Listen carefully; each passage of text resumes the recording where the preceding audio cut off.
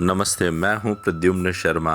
आपको लिए चलते हैं आज केशवराय पाटन, एक कस्बा जो अपनी आध्यात्मिक, सांस्कृतिक सभ्यता का केंद्र है। जी हाँ, कोटा से 24 किलोमीटर दूर बसा हुआ ये कस्बा, जहां पर चंबल नदी अपने अटखेलियाँ लेती हैं। हमने इस बार मार्ग चुना है रोड के द्वारा कुन्हाड़ी होते हुए केशवराय मंदिर दर्शन जाने का। तो आपको बता दें, केशवराय पाटन जो मंदिर है वो बहुत प्राचीन मंदिर है। राव राजा रघुवीर सिंह का जो विक्रमी सन 1959 में एक शिलालेख लगा हुआ है मंदिर के द्वार पर ही, जो हाड़ौती में भी है और हिंदी और संस्कृत में भी है, जिसके अनुसार केशवराय पाटन मंदिर का निर्माण बूंदी के राजा राव श्री शत्रुशाल जी ने 1698 विक्रमी में करवाकर, यूँ कहते हैं कि ये जीर्ण मंदिर से उठाई गई दो प्रतिमाएं या मूर्तियां इसमें स्थापित की गई। एक प्रतिमा श्री केशवराय जी की थी, जो कि श्वेत संगमरमर की बनी हुई है, और उसे मुख्य मंदिर में हम जिसके दर्शन करते हैं, पूजा करते हैं, वो है। और दूसरी श्री चारभुजा जी की है, जो कि कृष्ण मूर्ति है। ये मंदिर के जो परिक्रमा है उसमें रखी गई है, उसमें भी श्रद्धालु अपना श्रद्धा समर्पित करते हैं। केशवराय पाटन मंदिर जो कि वैष्णवों का बहुत अच्छा तीर्थ है। यूँ कहते हैं कि न केवल आसपास हाड़ौती क्षेत्र के, बल्कि राजस्थान और देश भर के श्रद्धालु यहाँ पर आते हैं। एक और रोचक बात, ये इसके साथ साथ ही साथ में जैन मंदिर भी है, तो जैन मतावलंबी भी अपनी श्रद्धा यहाँ पर समर्पित करते हैं। तो ये एक बहुत ही आध्यात्मिक धार्मिक नगरी के रूप में जाना जाता है। एक और प्राचीन शिव मंदिर है, जो कि जब हम कोटा से केशवराय पाटन में प्रवेश करते हैं तो उस साइड पर है, उसके भी दर्शन किए जा सकते हैं।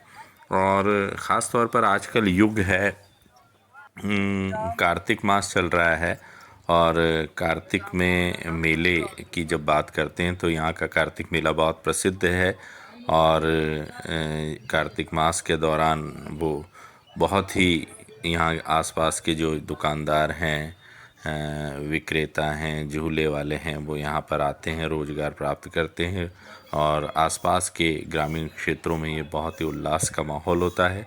और मेले तो वैसे भी हमारी संस्कृति के, सभ्यता के केंद्र रहे हैं। और आजकल दौर जब कहते हैं कि ऑनलाइन शॉपिंग का है, लेकिन जो ख़रीदारी का आनंद है वो मेलों में जो मोल भाव करते हैं तो उसका आनंद अलग ही होता है। और स्थानीय दुकानदार और ऑनलाइन शॉपिंग के बीच एक जो संघर्ष वर्तमान समय में अर्थव्यवस्था में देखने को मिल रहा है, उस संघर्ष को आप महसूस कर सकते हैं इस शॉपिंग के दौरान, है ना। तो बहुत सारी बातें आप इस मेले में जान पाएंगे और समझ पाएंगे। और यही कहेंगे हम तो, इस अपनी दिनचर्या या भाग दौड़ से दूर होकर इस प्रकृति के साथ मिलकर एक नए प्राकृतिक परिवेश में आप अगर खो जाना चाहते हैं और चंबल नदी के साथ साथ प्राकृतिक परिवेश का आनंद लेना चाहते हैं, तो रंगपुर होते हुए नौका विहार का भी आनंद लीजिए।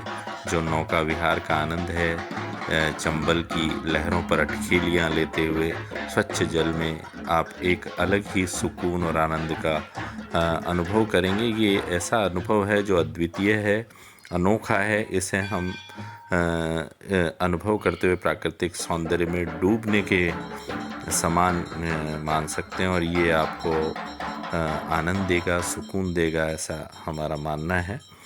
और ग्रामीण समुदाय इस मेले के दौरान बहुत ही ख़रीदारी करता है। आसपास जैसा आप जानते हैं कि कृषि प्रधान है एरिया, और ग्रामीण समुदाय की सभ्यता, उनकी विशेषताएं, अनुभवों का जो परिचय हुआ इस प्रकार के मेले करवाते हैं, जहां उनके संस्कृति, नृत्य और भी आप सांस्कृतिक एकता को प्रमोट करता है ये मेला, जहाँ लोग आपस में मिलते हैं, अपनी सांस्कृतिक विरासत को साझा करते हैं, एक दूसरे को समझते हैं, सामाजिक बंधनों को मजबूत करने, रिश्तों को का नया निर्माण करने में ये मेले एक अभूतपूर्व योगदान देते हैं। आप इस मेले में लोगों के बीच के सौहार्द को, सद्भाव को महसूस कर सकते हैं।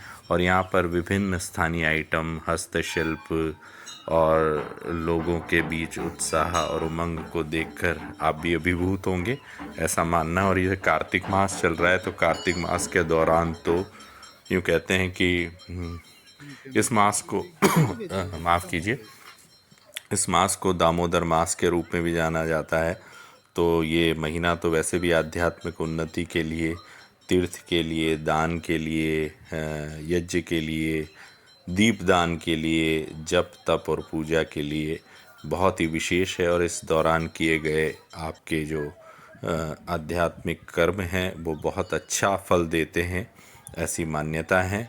इस दौरान तुलसी की पूजा करती हुई महिलाओं को आप देख सकते हैं। हमारी सभ्यता और संस्कृति को ये सहेज कर आगे आने वाली पीढ़ियों को इसी प्रकार समर्पित करती रही हैं। उनकी इस कार्तिक मास में स्नान का अपना महत्व है। और आज विशेष रूप से सोमवती अमावस्या है, तो सोमवती अमावस्या को तो विशेष रूप से महिलाएं स्नान कर रही हैं। हमारी विशेष नदियों में चंबल का भी स्थान ख़ास है, और इस दौरान महिलाएं अपनी जो पूजा है, आराधना है, चंबल नदी को समर्पित कर रही है। ऐसा कहते हैं कि इस दौरान जल में जो है भगवान विष्णु का वास होता है। और चंबल नदी के किनारे बसा ये प्राचीन मंदिर अपनी सभ्यता और संस्कृति को सहेज रखा है। और हम तो ये कल्पना करते हैं, शुभकामनाएं देते हैं कि ये आने वाले समय में प्रशासन के सहयोग से, स्थानीय नागरिकों के सहयोग से पर्यटन का एक बहुत बड़ा केंद्र बने, आस्था और श्रद्धा का बहुत बड़ा आध्यात्मिक केंद्र बने, और यहाँ देश भर के श्रद्धालु उमड़ें, यहाँ दर्शन करें और इस केशवराय मंदिर को एक नई ऊंचाइयाँ प्रदान करें। नमस्ते।